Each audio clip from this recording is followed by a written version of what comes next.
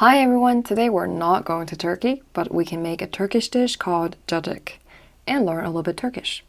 The simple ingredients are cucumbers, salatalık, dill, dereotu, yogurt, yoğurt, salt and olive oil, tuz ve zeytinyağı. The cucumbers can be shredded or diced, but my Turkish friend said if you shred the cucumbers will die. I like the crunchiness, so I decided to slice the cucumber and eat it alive. With fresh ingredients, you only need to season it with salt and olive oil. Maybe lemon too, sometimes garlic.